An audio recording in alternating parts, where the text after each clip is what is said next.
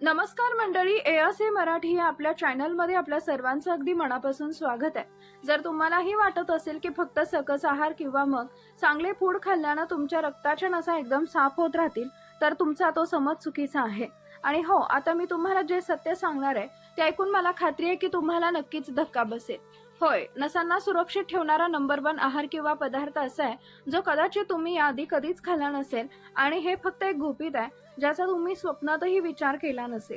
आजच्या या व्हिडिओमध्ये मी तुम्हाला हार्ट ब्लॉकेज किंवा मग हृदयविकाराशी संबंधित काही अशी धक्कादायक सत्य सांगणार आहे जी मला खात्री आहे की तुम्ही यापूर्वी कधीही ऐकली नसतील। आणि हो, व्हिडिओच्या शेवटी मी तुम्हाला खास पदार्थ देखील सांगणार आहे ज्याबद्दल ऐकून तुम्ही थक्क व्हाल, ही माझी गॅरंटी आहे। बऱ्याचदा डॉक्टर आपल्या रुग्णांना सांगतात की कोलेस्ट्रॉल कमी करा, आहारात तेल तूप खाणं खूप पूर्णपणे बंद करा, म्हणजे सगळं काही ठीक होईल, तब्येत एकदम ठणठणीत होईल। पण जर हे खरं असतं तर मला एका गोष्टीचं उत्तर द्या, आजकाल जी तरुण मुलं जिम मध्ये जातात, एकदम फिट दिसतात, त्यांना सुद्धा अचानक हार्ट अटॅक का येत असेल? कदाचित तुम्हालाही वाटत असेल की माझं बीपी म्हणजे रक्तदाब एकदम कंट्रोल आहे, तब्येत एकदम व्यवस्थित आहे, कोलेस्ट्रॉलची टेस्ट केली ती सुद्धा नॉर्मल आली आहे, शिवाय मी तरुण आहे त्यामुळे मला हार्ट अटॅकचा काहीच धोका नाही। पण दुर्दैवानं दरवर्षी लाखो लोक वयाच्या 30व्या वर्षी सुद्धा हार्ट अटॅकनं जागीच जीव गमावतात, तेही कोणतीही पूर्वसूचना म्हणजे वॉर्निंग न मिळता। तुम्हाला माहिती आहे का असं का होतं? कारण आपल्या रक्तवाहिन्यांच्या आत एक छुपे खेळ चालू असतो, आणि तोच खेळ सुरक्षित आहात की धोक्यात आहात हे आपल्याला सांगू शकतो। पुढे मी तुम्हाला असे 2 मोठे गैरसमज सांगणार आहे जे 90% डॉक्टरांना सुद्धा चुकीचं समजलंय। त्यानंतर तर मी तुम्हाला तो नंबर 1 पदार्थ खऱ्या अर्थानं तुमच्या रक्तवाहिन्यांचं कसं संरक्षण करू शकतो। त्यामुळे शेवटपर्यंत माझ्या सोबत राहा आणि हा व्हिडिओ खूप लक्षपूर्वक पहा। हा विषय थोडा गुंतागुंतीचा आहे, पण मी तो आपल्याला सोप्या मराठी भाषेमध्ये आणि सविस्तर तुम्हाला समजून सांगण्याचा प्रयत्न केला आहे, जेणेकरून तुम्हाला पूर्ण माहिती मिळेल आणि ती नीट समजेल सुद्धा। मंडळी, जेव्हा आपण हार्ट अटॅक किंवा ब्लॉकेज बद्दल बोलतो तेव्हा आपण फक्त कोलेस्ट्रॉल, ट्रायग्लिसराइड बद्दल चर्चा करतो, पण या सगळ्या गोंधळात एक महत्त्वाची गोष्ट विसरतो आणि ती म्हणजे इन्सुलिन रेजिस्टन्स।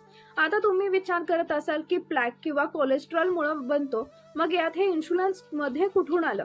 तुमचं म्हणणं बरोबर आहे आणि विचार अगदी बरोबर आहे। लोकांचा सहसा असाच समज असतो, पण हा एक खूप मोठा गैरसमज आहे। बघा, कोलेस्ट्रॉल हे फक्त कच्चं आहे, आणि कच्च्या रक्तवाहिन्या कधी चिकटून बसणार आणि त्यांचा प्लॅक कधी बनणार किंवा तो शांत राहणार याचा निर्णय तुमचा मेटाबॉलिझम म्हणजे चयापचय क्रिया घेत असते।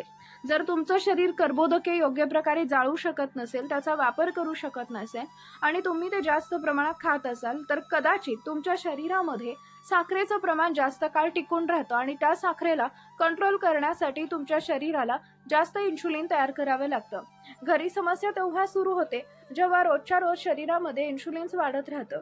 हे चक्र असंच चालू राहतं आणि मग शरीरातील पेशी इन्सुलिनचं ऐकणं बंद करतात। इथून सुरू होते खरी साखळी अभिक्रिया, जिला आपण इन्सुलिन स्पायरल ऑफ डेथ म्हणतो। बऱ्याचदा लोकांना असं वाटतं की इन्सुलिन वाढू नये म्हणून फक्त साखरेचा चहा किंवा गोड पदार्थ सोडणं पुरेसे, पण सत्य हे आहे की फक्त साखर सोडणं पुरेसे नाही। ब्रेड, पाव, पास्ता, मैद्यापासून बनवलेले पदार्थ जसे की बिस्किट, खारी किंवा नान आणि अगदी फळांचे रस सुद्धा तुमच्या रक्तातील साखर खूप वेगानं वाढवू शकतात, आणि यामुळेही तुमच्या शरीरामध्ये इन्सुलिन वाढू शकतं। जेव्हा रक्तातील साखर वाढेल तेव्हा साहजिकच इन्सुलिनही वाढेल, आणि मग तो भयावह चक्रव्यूह सुरू होतो जो थांबण्याचं नाव घेत नाही।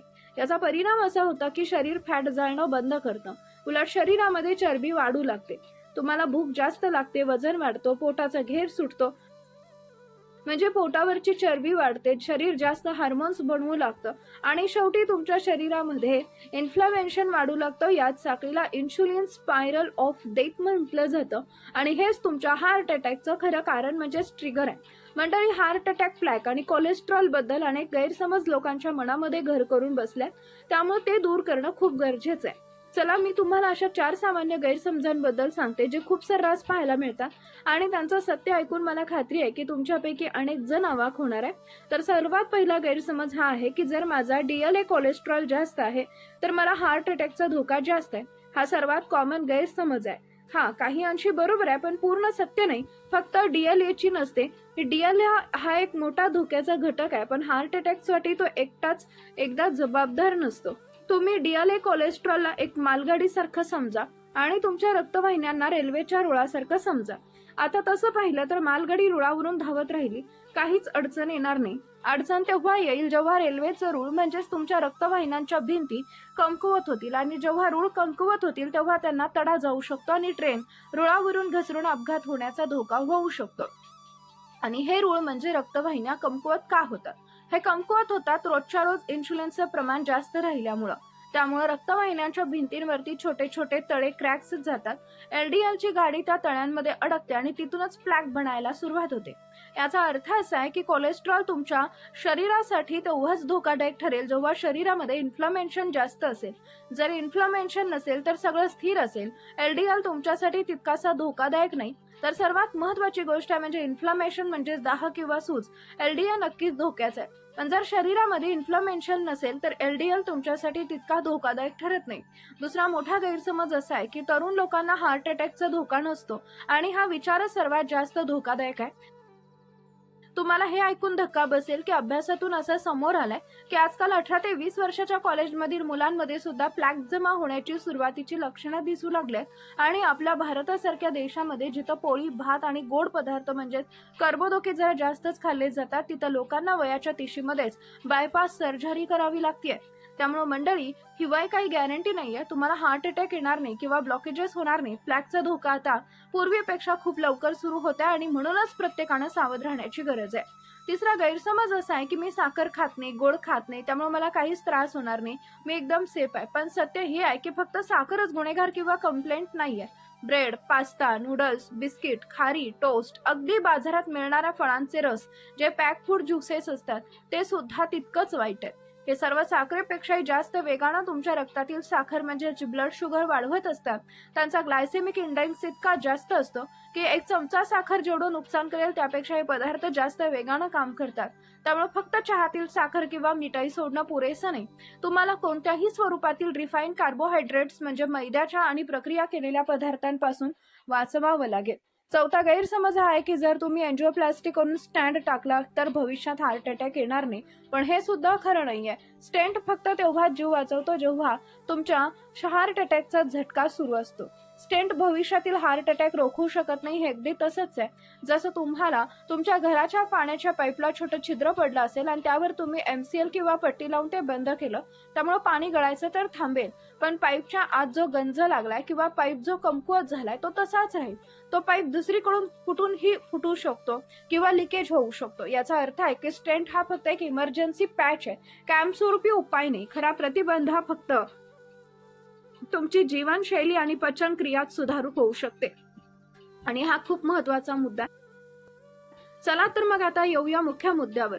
रक्तवाहिन्यांचं रक्षण करण्यासाठी जगातला नंबर 1 आहार कोणता आहे? तर याचं उत्तर आहे कोणताच आहार नाही, म्हणजे फक्त उपवास, फास्टिंग.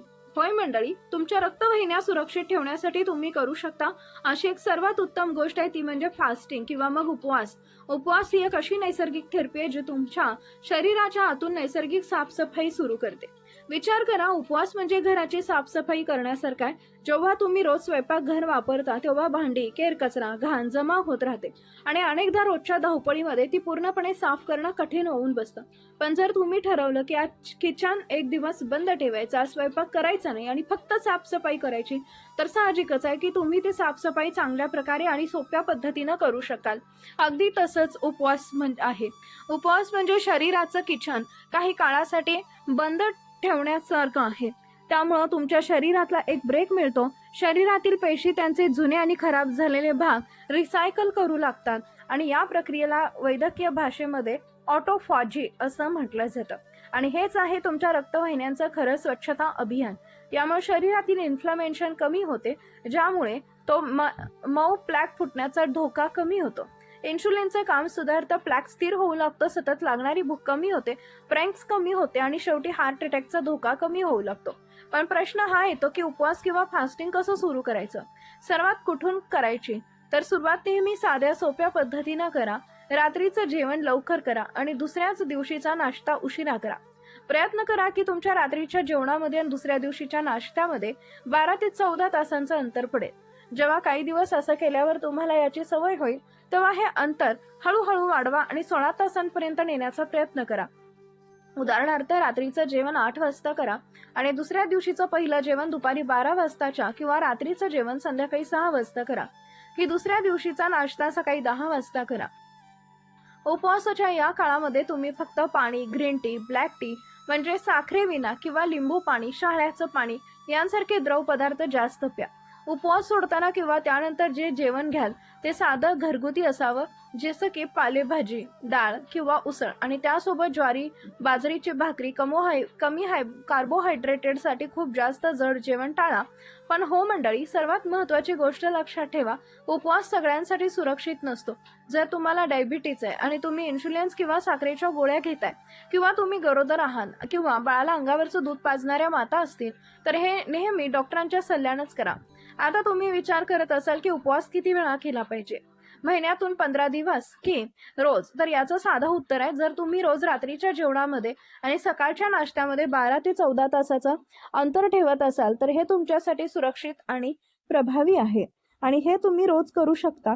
याशिवाय जर तुम्ही 16 तासांचा उपवास करत असाल तर आठवड्यातून 4 ते 5 दिवस तुम्ही हे असं करू शकता. इतकं करणं पुरेसं आहे. आणि जर तुम्ही 24 तास किंवा त्यापेक्षा जास्त लांबचा उपवास करणार असाल तर ते महिन्यातून किंवा 15 दिवसातून एकदा करू शकता. पण जसं मी आधी सांगितलं, जर तुम्हाला कोणता गंभीर आजार किंवा असेल, डॉक्टरांच्या सल्ल्यानंतरच हे करा आणि एकदम पहिल्याच दिवशी मोठा उपवास करण्याचा प्रयत्न करू नका. आधी कमी वेळेपासून सुरुवात करा आणि जशी शरीराला सवय होईल तशी वेळ वाढवा. एकदम 24 किंवा 48 तासांचा उपवास करायला जाल तर ते तुमच्यासाठी कठीण होऊ शकतं आणि शरीराचं नुकसानही होऊ शकतं. मंडळी, उपवास किंवा फास्टिंग ही काही शिक्षा, पनिशमेंट नाहीये. ही तर तुमच्या हृदयासाठी एक अनमोल भेटीसारखी भेट आहे. कमी खाऊन सुद्धा जास्त उत्साही वाटणं, बीपी, शुगर कंट्रोलमध्ये ठेवणं आणि हार्ट अटॅकचा धोका प्रचंड प्रमाणामध्ये कमी करणं हीच तर याची खरी जादू आहे. जर तुम्हाला माहिती आवडली असेल तर कृपया लाईक, शेअर आणि सबस्क्राईब करायला विसरू नका.